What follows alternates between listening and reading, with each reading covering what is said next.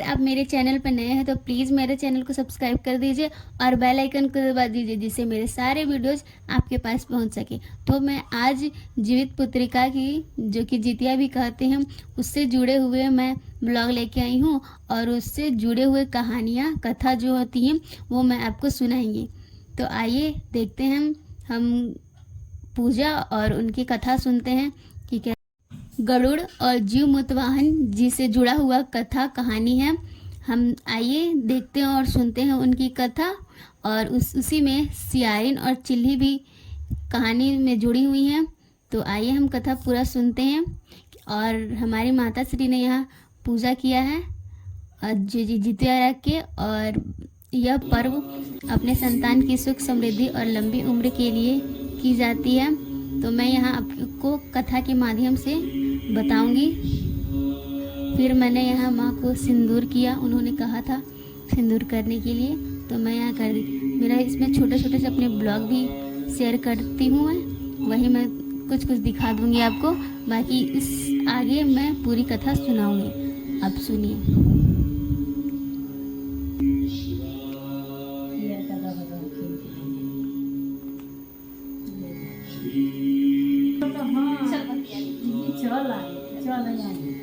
गणेश भगवान की जय, जय द्वित वाहन की जय, पार्वती माता की जय, कार्तिक भगवान की, सब देवी देवता की जय, जितिया मैया की जय।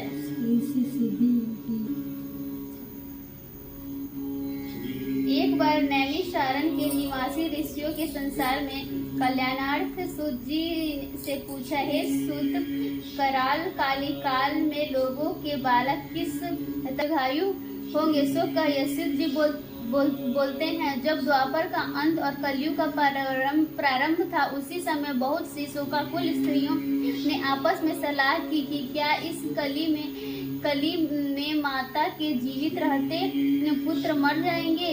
जब वे आपस में कुछ निर्णय नहीं ले सकी, तब गौतम जी के पास पूछने के लिए गई। जब उनके पास पहुंची तो उस समय गौतम जी आनंद के साथ बैठे थे। उनके सामने जाकर उन्होंने मस्तक झुकाकर प्रणाम किया। तदंतर स्त्रियों ने पूछा, हे प्रभु, इस कलयुग में लोगों के पुत्र किस तरह जीवित रहेंगे? इसके लिए कोई व्रत या तप हो तो कृपा करके बताइए। इस तरह उनकी बात सुनकर गौतम जी बोले, मैं वही बात कहूँगा जो मैंने पहले से सुन रखी है। गौतम जी ने कहा, जब महाभारत युद्ध का अंत हो गया और द्रोण पुत्र अश्वत्थामा के द्वारा अपने बेटों को मारा देखकर सब पांडव बड़े दुखी हुए, तो पुत्र के शोक से व्याकुल होकर द्रौपदी अपनी सखियों के साथ ब्राह्मण श्रेष्ठ धौम्य के पास गई और उसने धौम्य से कहा, हे विपेंद्र, कौन सा उपाय करने से बच्चे दीर्घायु हो सकते हैं? कृपया करके ठीक कहिए। धौम्य बोले, सतयुग में सत्य वचन बोलने वाला, सदाचार करने वाला समदर्शी जीमुतवाहन नामक एक राजा था तथा एक बार वह अपनी स्त्री के साथ अपने ससुराल गया और वहीं रहने लगा। एक दिन आधी रात के समय पुत्र के शोक से व्याकुल कोई स्त्री रोने लगी, क्योंकि वह अपने बेटे के दर्शन से निराश हो चुकी थी।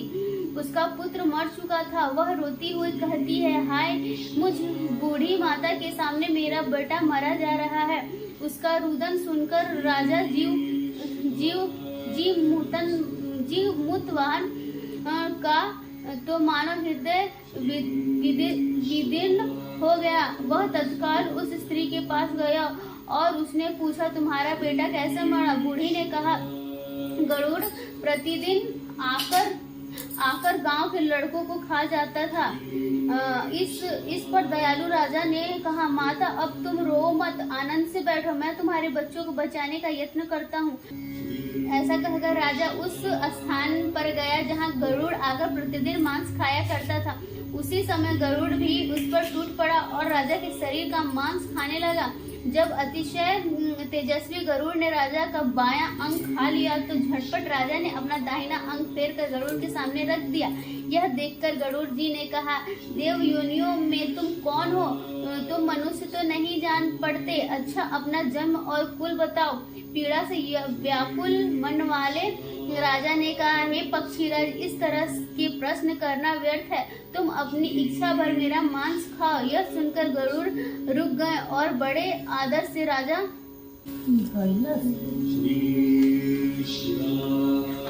राजा के जन्म और कुल की बात पूछने लगे। राजा ने कहा, मेरी माता का नाम वैश्या और पिता का नाम शालिवाहन है। सूर्यवंश में मेरा जन्म हुआ है और जीमुतवाहन मेरा नाम है।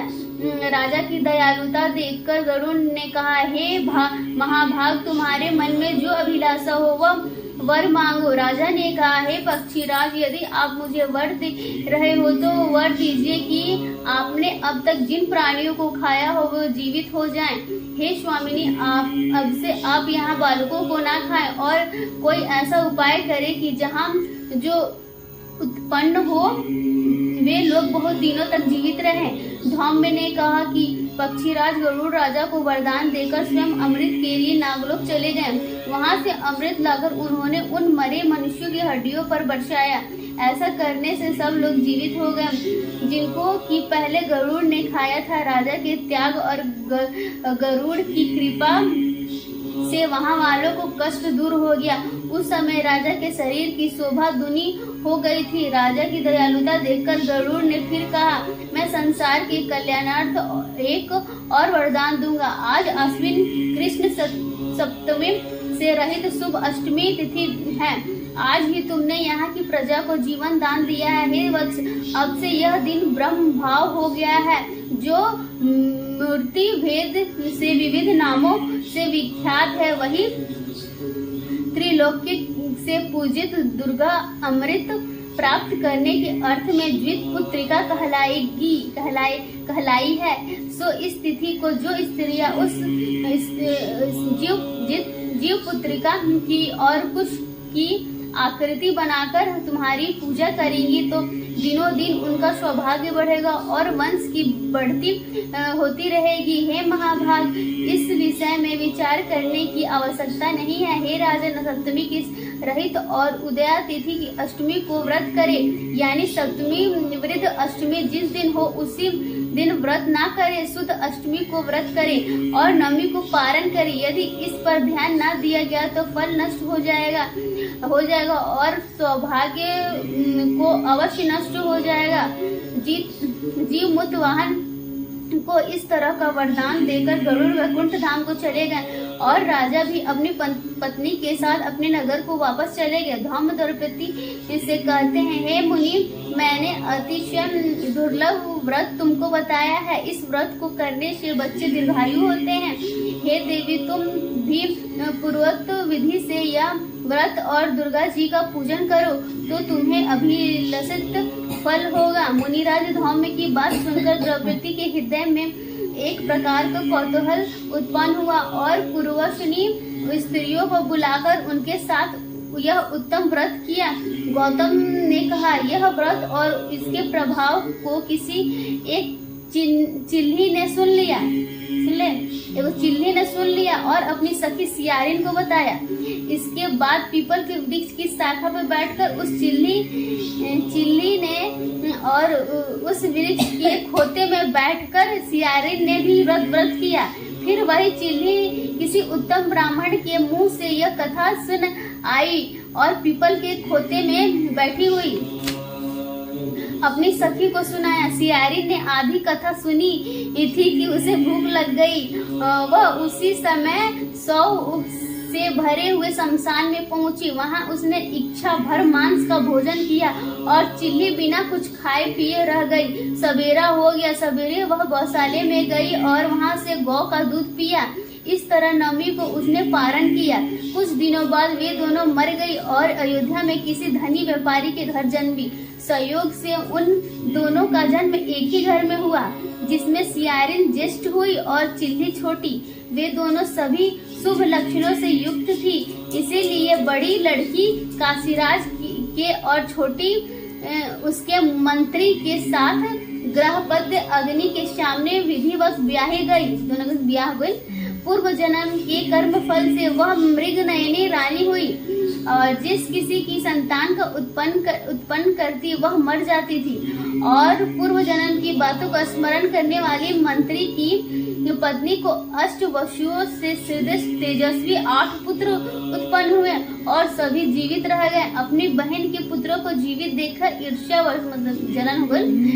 राजपत्नी ने अपने स्वामी को कहा कि यदि राजा महाराजा रहे तब यदि तुम मुझे जीवित रखना चाहते हो तो इस मंत्री के भी पुत्रों की उसी जगह भेज दो जहां मेरे बेटे गए हैं। बोला कि करो बेटा कैसे मार दो, अर्थात इन्हें मार डालो। यह सुनकर राजा ने उस मंत्री के पुत्रों को मारने के लिए कई प्रकार के उद्योग किए, पर मंत्री पत्नी ने द्वित पुत्रिका के पूर्ण बल से बचा लिया। द्वित पुत्रिका ले रहे से बच गए। एक दिन राजा ने अपने आदमियों से उन पुत्रों का सिर कटवाकर पिटारी में रखवाया और वह पिटारी उनकी माता मंत्री पत्नी के पास भेज दिया, किंतु वे 8 सिर बेशकीमती ज्वारात हो गए, मतलब सब सोना चांदी हो गए, सब सोना चांदी हो गए। और भले चंगे 8 लड़के अपने माता के सामने चले गए।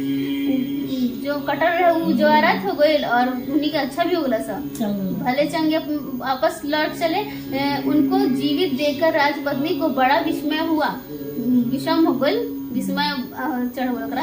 अंत में वह मंत्री की पत्नी के पास आई और उसने पूछा, बहन तुमने कौन सा ऐसा पुण्य किया है जिसने बार बार मारे जाने पर तुम्हारे बेटे नहीं मरते। इस पर मंत्री की पत्नी ने कहा, पूर्व जन्म में मैं चिल्ली थी और तुम सियारी थी, दोनों ने व्रत किया था। तुमने व्रत के नियमों को भली भांति पालन नहीं किया था और मैंने किया था, इसी दोष है बहन, तुम्हारे बेटे नहीं जीते हैं। ओ राजरानी, अब तुम भी उस जीवित पुत्री का वध को करो और तुम्हारे बेटे दीर्घायु होंगे। मैं तुमसे सच सच कह रही हूँ। उसके कथानुसार रानी ने व्रत किया, तभी से उसके कई बेटे सुंदर और दीर्घायु होकर बड़े बड़े राजा हुए। सूत जी कहते हैं कि सब प्रकार का आनंद लेने वाला मैंने यह दिव्य व्रत बतलाया है। स्त्री चिरंजीवी संतान चाहती हो तो विधि पूर्वक यह व्रत करे।